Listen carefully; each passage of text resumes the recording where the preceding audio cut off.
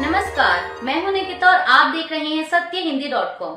चलिए एक नजर डालते हैं अब तक की सुर्खियों पर। बिहार में इस साल होने वाले विधानसभा चुनाव से पहले सियासी हलचल तेज होने लगी है, जहां एनडीए की तरफ से पहले ही कहा जा चुका है कि वो नीतीश कुमार के नेतृत्व में चुनाव लड़ेगा। लेकिन हरियाणा के मुख्यमंत्री नायब सिंह सैनी के एक बयान से बिहार की सियासत गर्मा गई है। दरअसल सीएम सैनी ने कहा कि हरियाणा के बाद अब बिहार की बारी है। यह विजय की पताका रुकनी नहीं चाहिए। विजय का झंडा बिहार के अंदर भी फहराया जाएगा और हमारे सम्राट चौधरी के नेतृत्व में विजय का झंडा फहराया जाएगा। सीएम नायब सिंह सैनी जब यह बात बोल रहे थे तब सम्राट चौधरी वहीं मौजूद थे। अब नायब सिंह सैनी का ये बयान ऐसे समय में आया है जब केंद्रीय गृह मंत्री अमित शाह कह चुके हैं कि नीतीश कुमार के नेतृत्व में एनडीए आगामी बिहार विधानसभा का चुनाव लड़ेगा। ऐसे में हरियाणा सीएम का बयान नीतीश कुमार के लिए टेंशन खड़ी करने वाला है, क्योंकि एनडीए नेताओं की तरफ से भले ही समय समय पर यह जरूर कहा गया है कि नीतीश कुमार के नेतृत्व में चुनाव लड़ेंगे, लेकिन चुनाव के बाद वही मुख्यमंत्री बनेंगे या नहीं यह तय नहीं है और न ही एनडीए की तरफ से सीएम फेस को लेकर अभी कोई आधिकारिक पुष्टि की गई है। हरियाणा के मुख्यमंत्री नायब सिंह सैनी के इस बयान पर जेडीयू ने भी पलटवार किया है। पार्टी ने कहा है कि बिहार विधानसभा चुनाव नीतीश कुमार के नेतृत्व में ही लड़ा जाएगा और इसकी घोषणा खुद बीजेपी आलाकमान की ओर से भी की जा चुकी है।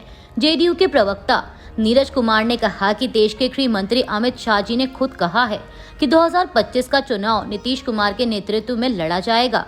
डिप्टी सीएम सम्राट चौधरी ने भी यही बात कही है और एनडीए के सभी घटक दलों के प्रदेश अध्यक्षों का भी यही मत है। जब सभी नेता और दल एक स्वर में कह रहे हैं कि चुनाव नीतीश कुमार के नेतृत्व में लड़ा जाएगा, तो इस बयान का एक ही निहितार्थ है कि नीतीश हैं तो निश्चिंत हैं।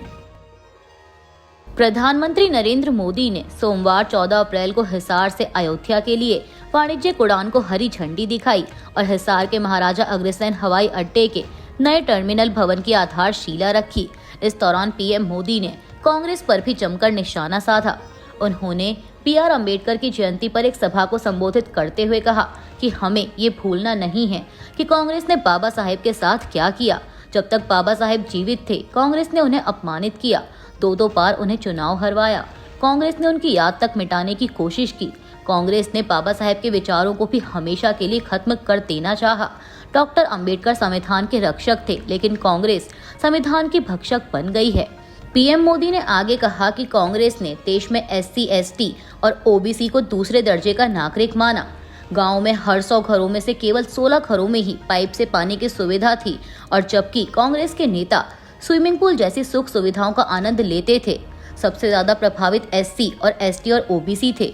आज जो गली गली में जाकर भाषण झाड़ रहे हैं, वे कम से कम हमारे एससी, एसटी और ओबीसी भाइयों के घर तक पानी तो पहुंचा देते। पीएम मोदी ने आगे वक्फ कानून को लेकर भी कांग्रेस पर हमला बोला। उन्होंने कहा कि कांग्रेस ने सिर्फ कुछ कट्टरपंथियों को ही खुश किया है, बाकी समाज बेहाल रहा, अशिक्षित रहा, गरीब रहा। उन्होंने कांग्रेस पर तीखा हमला करते हुए उस पर तुष्टीकरण की राजनीति करने का आरोप लगाया और पार्टी को चुनौती दी कि वह किसी मुस्लिम नेता को अपना अध्यक्ष बनाए। पीएम मोदी ने वक्फ अधिनियम का विरोध करने के लिए कांग्रेस की आलोचना करते हुए कहा कि कांग्रेस ने हमेशा मुस्लिम कट्टरपंथियों का तुष्टीकरण किया है और नए कानून के खिलाफ उनका विरोध इसी बात को साबित करता है। पीएम मोदी ने कहा कि अगर आपको मुसलमानों से इतनी ही हमदर्दी है तो किसी मुस्लिम को पार्टी अध्यक्ष क्यों नहीं बनाते। चुनावों में 50% सीटें मुसलमानों को दीजिए। प्रधानमंत्री मोदी ने कहा कि कर्नाटक सरकार ने अनुसूचित जाति, जनजाति और पिछड़े वर्गों के अधिकार छीन लिए और धर्म के आधार पर आरक्षण दे दिया, लेकिन बाबा साहेब अम्बेडकर ने साफ तौर पर कहा था कि धर्म के आधार पर आरक्षण नहीं दिया जाएगा। कांग्रेस की तुष्टीकरण की राजनीति ने मुस्लिम समुदाय की मदद नहीं की, बल्कि उन्हें नुकसान ही पहुंचाया है। पश्चिम बंगाल के मुर्शिदाबाद में वक्फ कानून के खिलाफ भड़की हिंसा ने गंभीर रूप ले लिया है। प्रदर्शन के बीच भड़की इस हिंसा में अब तक 3 लोगों की मौत हो चुकी है, जबकि कई लोग घायल हैं। यहाँ हालात इतने बिगड़ गए कि पुलिस को बीएसएफ की मदद लेनी पड़ी। राज्य से लेकर केंद्र सरकार तक स्थिति पर नजर बनाए हुए है। लोगों के बीच किसी तरह की अफवाह ना फैले, इसलिए मुर्शिदाबाद समेत 4 जिलों में इंटरनेट सस्पेंड कर दिया गया है और इस मामले में अब तक 150 लोगों की गिरफ्तारी हुई है। इस बीच पश्चिम बंगाल के भाजपा नेता शिवेंदु अधिकारी ने दावा किया है कि मुर्शिदाबाद के सुती, शमशेरगंज, जंगीपुर, धुलियान और फरक्का समेत अन्य क्षेत्रों से हाल ही में कई हिंदू परिवारों ने पलायन किया है और वो पड़ोसी जिलों में शरण लिए हुए हैं। उन्होंने एक्स पर लिखा कि जो लोग बाहर नहीं जा पाए वे अपनी बुनियादी जरूरतों को पूरा करने के लिए संघर्ष कर रहे हैं। उनके घरों को लूट लिया गया और तोड़फोड़ की गई, यहाँ तक कि उनके पीने के पानी के कुओं को भी जहरीला कर दिया गया। वहीं कुछ लोग बीएसएफ कर्मियों की सहायता से अपने घरों में वापस आ गए हैं। बांग्लादेशी अधिकारियों ने ब्रिटिश सांसद और पूर्व मंत्री ट्यूलिप सिद्दीक के खिलाफ गिरफ्तारी का वारंट जारी किया है। बता दें कि सिद्दीक बांग्लादेश की सबसे लंबे समय तक प्रधानमंत्री रही शेख हसीना की भतीजी हैं। मीडिया रिपोर्ट्स के मुताबिक देश का भ्रष्टाचार निरोधक आयोग सिद्दीक पर लगे अवैध रूप से जमीन हासिल करने के आरोपों की जांच कर रहा है, जो उनकी चाची शेख हसीना के शासन की जांच का हिस्सा है। वहीं सिद्दीक ने पहले कहा था कि एसीसी के आरोप पूरी तरह से झूठे हैं। उन्होंने आयोग पर खुद को निशाना बनाने और बेबुनियाद अभियान चलाने का आरोप लगाया है। अभिनेता से नेता बने तमिलका वेत्री कचकम के अध्यक्ष विजय ने भी वक्फ कानून की संवैधानिक वैधता को सुप्रीम कोर्ट में चुनौती दी है। आपको बता दें कि भारत के मुख्य न्यायाधीश संजीव खन्ना की अध्यक्षता वाली बेंच 16 अप्रैल को 1 दर्जन से अधिक इसी मामले की याचिकाओं पर सुनवाई करेगी, जिसमें AIMIM के नेता असदुद्दीन ओवैसी द्वारा दायर एक याचिका भी शामिल है। सुप्रीम कोर्ट की वेबसाइट के अनुसार CJI के अलावा न्यायमूर्ति संजय कुमार और न्यायमूर्ति KV विश्वनाथन भी 3 न्यायाधीशों की बेंच का हिस्सा हैं। दिल्ली कैपिटल्स के कप्तान अक्षर पटेल पर उनकी टीम के मुंबई इंडियंस के खिलाफ धीमी ओवर गति के लिए 12 लाख रुपए का जुर्माना लगाया गया है। बता दें कि रविवार को दिल्ली में हुए मैच में मुंबई इंडियंस ने दिल्ली कैपिटल्स को 12 रनों से हरा दिया था। मुंबई इंडियंस के 205 रन के जवाब में दिल्ली की टीम 20 ओवर में 193 रन ही बना पाई थी। वहीं मुंबई इंडियंस के कप्तान हार्दिक पांड्या पर भी पिछले महीने 12 लाख का जुर्माना लगा था। पंजाब नेशनल बैंक से लोन धोखाधड़ी के मामले में आरोपी भगोड़े हीरा कारोबारी मेहुल चौकसी को बेल्जियम में पुलिस ने गिरफ्तार कर लिया है। 65 वर्षीय चौकसी को CBI की अपील पर शनिवार को गिरफ्तार किया गया था और वह अभी भी जेल में है। गौरतलब है कि मेहुल चौकसी ने पंजाब नेशनल बैंक से 13,500 करोड़ रुपए का लोन फ्रॉड किया था और गिरफ्तारी से बचने के लिए चौकसी भारत से भागकर बेल्जियम पहुंच गया था। यहाँ वो अपनी पत्नी प्रीति चौकसी के साथ एंटवर्प में रह रहा था। प्रीति चौकसी के पास बेल्जियम की नागरिकता है।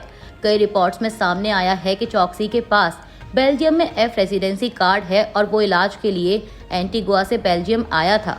मीडिया रिपोर्ट्स के मुताबिक बेल्जियम की पुलिस ने मेहुल चौकसी को गिरफ्तार करते समय मुंबई के एक कोर्ट द्वारा उसके खिलाफ जारी किए गए 2 अरेस्ट वारंट का हवाला दिया। रिपोर्ट में कहा गया है कि ये वारंट 23 मई 2018 और 15 जून 2021 को जारी किए गए थे। हालांकि कहा जा रहा है कि मेहुल चौकसी खराब स्वास्थ्य और अन्य कारणों का हवाला देते हुए जमानत और तत्काल रिहाई की मांग कर सकता है। इस बीच PTI की एक रिपोर्ट के मुताबिक सूत्रों ने बताया कि गिरफ्तारी के लिए उसके खिलाफ इंटरपोल रेड नोटिस को हटाए जाने के बाद भारतीय एजेंसियों ED और CBI ने बेल्जियम से उसके प्रत्यर्पण के लिए कदम उठाया है। बहुजन समाज पार्टी से निष्कासित किए गए नेता और पार्टी प्रमुख मायावती के भतीजे आकाश आनंद ने रविवार को मायावती से सार्वजनिक रूप से माफी मांगी है। आकाश ने सोशल मीडिया प्लेटफॉर्म X पर एक पोस्ट में पार्टी में वापस आने की इच्छा जताई है। उन्होंने पोस्ट में लिखा कि आदरणीय बहन कुमारी मायावती जी को मैं अपने दिल से एकमात्र राजनीतिक गुरु व आदर्श मानता हूँ। आज मैं यह प्रण लेता हूँ कि बहुजन समाज पार्टी के हित के लिए मैं अपने रिश्ते नातों को और खासकर अपने ससुराल वालों को कतई भी बाधा नहीं बनने दूंगा। उन्होंने कहा कि यही नहीं बल्कि कुछ दिनों पहले किए गए अपने ट्वीट के लिए भी माफी मांगता हूं, जिसकी वजह से आदरणीय बहन जी ने मुझे पार्टी से निकाल दिया है।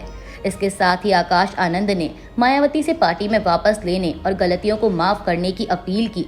उन्होंने कहा कि मैं आगे ऐसी कोई भी गलती नहीं करूंगा जिससे पार्टी व आदरणीय बहन जी के आत्मसम्मान व स्वाभिमान को ठेस पहुंचे।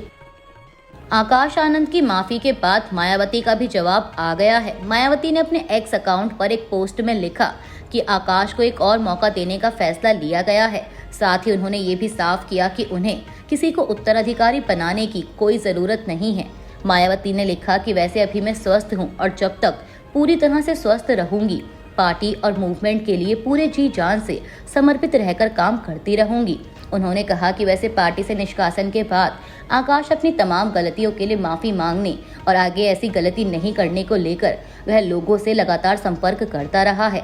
आज उसने सार्वजनिक तौर पर अपनी गलतियों को मानते हुए अपने ससुर की बातों में अब आगे नहीं आने का संकल्प व्यक्त किया है। अभी के लिए बस इतना ही। बाकी की खबरों के लिए जुड़े रहिए सत्य हिंदी .com के साथ।